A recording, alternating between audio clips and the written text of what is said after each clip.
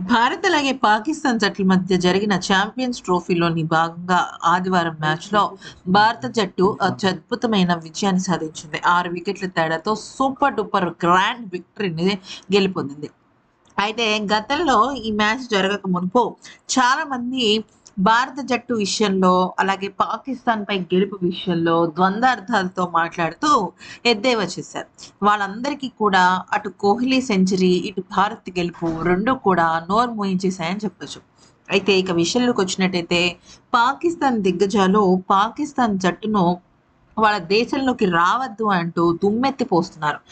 ఏ మొహం పెట్టుకొని మళ్ళీ పాకిస్తాన్‌కి తిరిగి వస్తారు అంటూ అక్కడే భారతదేశంలోనో వేరే ఇంకెక్కడో మీరు వేరే పని చేసుకోండి అంటూ చాలా అంటే చాలా మాటలంటున్నారు. చెప్పాలంటే అవి మన చెవులతో కూడా మనం వినలేమనమాట. అయితే జరిగిన విషయం ఏంటి అంటే షోయబ్ అఖ్తర్ వ్యాఖ్యానిస్తూ ఏమన్నాడంటే, "నాకు ఈ గెలుపు గురించి ముందుగానే తెలుసు. భారత జట్టు ఎంత అద్భుతంగా దూసుకు వెళ్ళిపోతుందో వాళ్ళ గత సంవత్సరం కాలం మ్యాచ్‌లను చూస్తే అర్థమవుతుంది. ఒకదాని తర్వాత ఒకటి, ఒకదాని తర్వాత ఒకటి మెరుగుపరుచుకుంటూ వెళ్తున్నారు. ఏదో 2, 3 మ్యాచ్‌ల్లో ఓటమి అంటే అది పర్వాలేదు. ఇక పాకిస్తాన్ జట్టుని చూస్తే బుద్ధి లేదనాలా? లేకపోతే అసలు వాళ్ళకి ఏమీ తెలీదనాలా అన్న విషయం కూడా క్లారిటీ లేదు. అసలు వాళ్ళు ఏ రకంగా ప్రాక్టీస్ చేస్తున్నారు? వాళ్ళ జట్టు ఎలా ఉంది? అంత పేలవమైన వ్యూహాలేంటి అనేది చూస్తుంటే నా మైండ్ బ్లాక్ అవుతుంది. ఇంత దరిద్రంగా చాలా ప్రతిష్టాత్మకమైన ఐసీసీ ఛాంపియన్స్ ట్రోఫీ ఆడతారా అని నాకు పాకిస్తాన్ జట్టు పైన అనుమానం వస్తుంది. అయితే పాకిస్తాన్ జట్టు చేజేతులారా వాళ్ళ క్రికెట్ జీవితాన్ని నాశనం చేసుకుంటోంది. అసలు బుద్ధి లేని ఆటలు ఆడుతూ ఇంత దరిద్రంగా ఆడే వాళ్ళని పాకిస్తాన్‌కి తిరిగి అంటే వాళ్ళ దేశంలోకి తిరిగి రానివ్వకూడదు అంటూ షోయబ్ అఖ్తర్ సంచలనమైన వ్యాఖ్యలు చేశాడు. ఇక ఇంజమామ్ మాట్లాడుతూ ఏమన్నాడంటే, పాకిస్తాన్ జట్టుకు అసలు గెలవాలన్న కసి కానీ, ఆ ఆలోచన గానీ లేదు అని చాలా స్పష్టంగా అర్థమైంది. జట్టులో ఉన్న 11 మంది ఆడితే తప్ప అది ఫలితం రాదు. అయితే ఒకళ్ళిద్దరు మినహాయించి ఎవరికీ కూడా ఆశించినంత మేర ఊపు, ఉత్సాహం లేదు. ఇక భారత జట్టు విషయంలోకొచ్చినట్టయితే సీనియర్ ఆటగాళ్ళు ఇరగదీసేస్తున్నారు.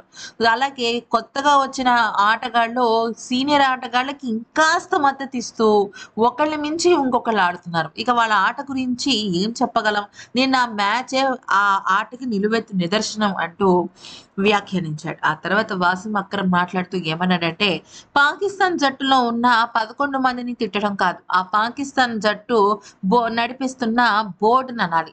బోర్డు వాళ్ళు ఎటువంటి చర్యలు తీసుకోకుండా, ఏ రకంగానూ కూడా జట్టుకి మద్దతివ్వకుండా చాలా అంటే చాలా చండాలమైన రీతిలో పాకిస్తాన్ ఆటగాళ్ళని తయారు చేస్తున్నారు. కనీసం వాళ్ళకి గెలవాలి, మనం ఆడాలి, పోరాడాలి, ప్రయత్నించాలి అన్న కనీస ఇంకిత జ్ఞానం కూడా లేకపోతే ఇంకేం చేయాలి? క్రికెట్ బోర్డే తేడా చేస్తే ఇక పాకిస్తానీ ఆటగాళ్ళు ఏమి మంత్రతంత్రాలు తెలిసిన మంత్రగాళ్ళు కాదు కదా! గెలుపుని అలాగా లాక్కోవడానికి అంటూ తనదైన స్టైల్‌లో దుమ్మెత్తిపోశాడు. ఇక ఆ తర్వాత రమీజ్ రాజా వ్యాఖ్యానిస్తూ ఏమన్నాడంటే, పాకిస్తాన్ జట్టుకు ఆడాలన్న కుతూహలం ఎక్కడా లేదు. వాళ్ళకి ఓడిపోతేనే నయం అనిపిస్తోంది.